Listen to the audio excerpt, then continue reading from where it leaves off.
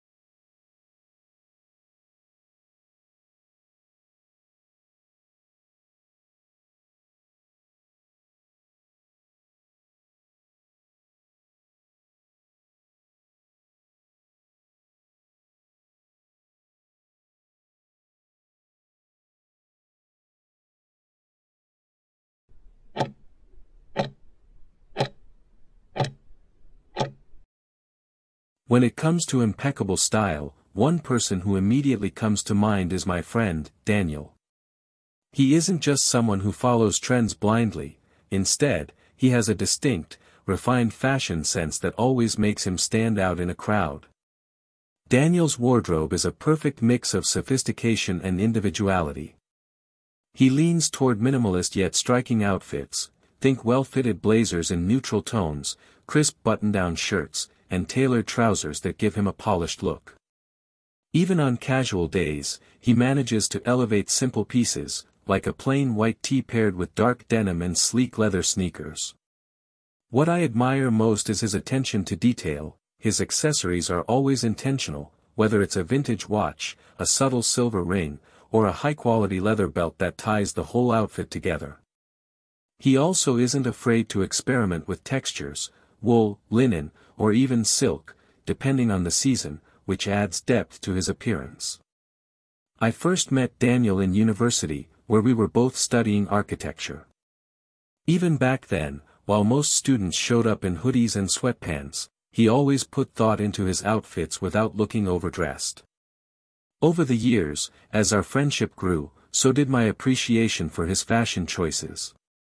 Now, working as an architect, his professional wardrobe reflects his creative yet structured mindset, clean lines, muted colors, and a touch of artistic flair. The way Daniel dresses leaves a lasting impression on me because it's a reflection of his personality, confident, intentional, and effortlessly stylish. Unlike people who chase fast fashion, he invests in timeless pieces that last, proving that dressing well isn't about price tags but about how you carry yourself. Whenever I'm unsure what to wear for an important meeting or a social event, I think of how Daniel would approach it, keeping it elegant yet personal. His style has even influenced me to be more mindful of my own clothing choices, focusing on quality over quantity. Beyond aesthetics, his sense communicates self-respect and attention to detail, qualities I deeply admire. How do you think clothing choices affect the way people perceive someone? Clothing plays a crucial role in shaping first impressions, often influencing how people judge someone's personality, profession, and even social status. For instance, a person wearing a well-tailored suit is generally perceived as professional and competent, while someone in casual attire might be seen as more approachable and relaxed.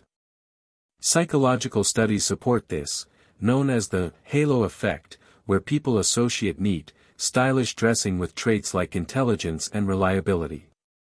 However, these perceptions can also lead to stereotypes. In some workplaces, employees who don't conform to formal dress codes might be unfairly viewed as less serious, even if their skills are exceptional.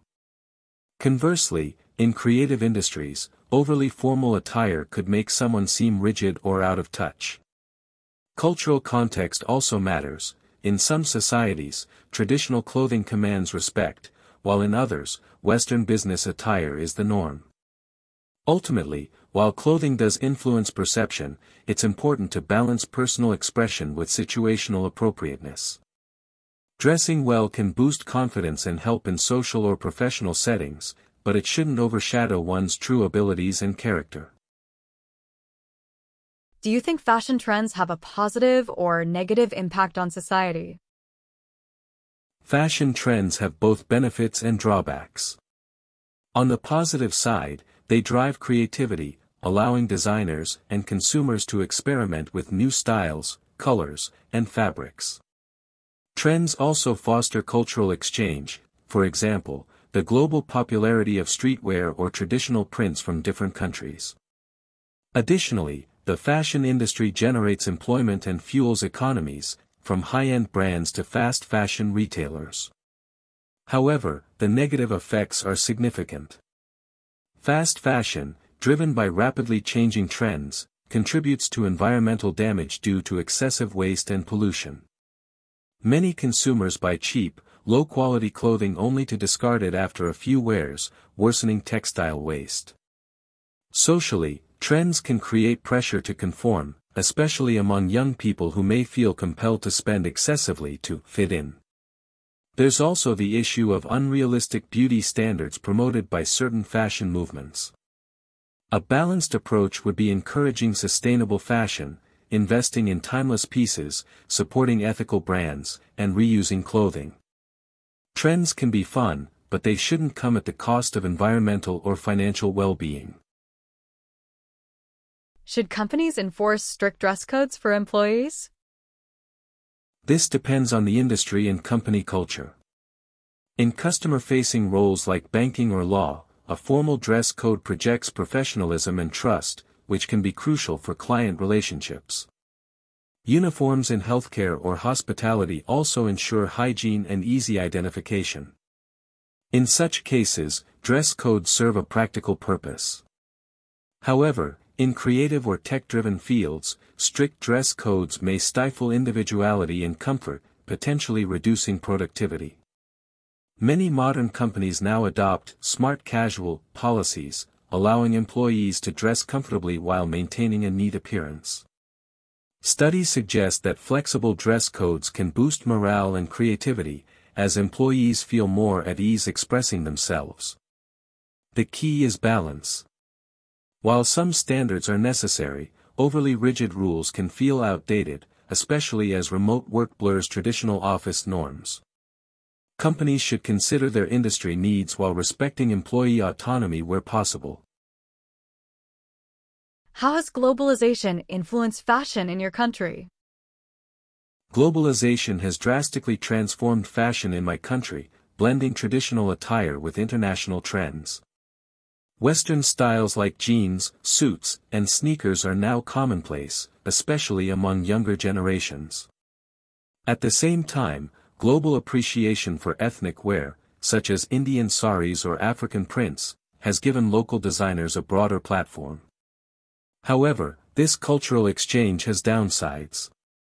Fast fashion brands dominate markets, often overshadowing local artisans who struggle to compete with mass-produced clothing. Traditional craftsmanship risks fading as younger consumers prefer cheaper, trendier alternatives. On the positive side, social media and e-commerce have allowed small designers to reach global audiences, reviving interest in handmade textiles. Some brands now fuse traditional motifs with modern cuts, appealing to both domestic and international buyers. Overall, globalization has made fashion more diverse but also more homogenized in some ways. The challenge is preserving cultural identity while embracing global influences. Can clothing be a form of self-expression? Why or why not? Absolutely, clothing is one of the most immediate ways people express their identity, beliefs, and mood. Through colors, patterns, and styles, individuals can showcase creativity, cultural heritage, or even political views. For example, punk fashion rebels against norms, while minimalist wardrobes reflect a preference for simplicity. However, societal expectations sometimes limit this expression. Workplace dress codes, school uniforms, or cultural norms may restrict choices, forcing people to conform. Yet, even within constraints, subtle expressions emerge: accessories, color choices, or personalized touches. Ultimately, clothing is a powerful communication tool. Whether someone dresses boldly or conservatively, their choices send a message about who they are, or who they aspire to be.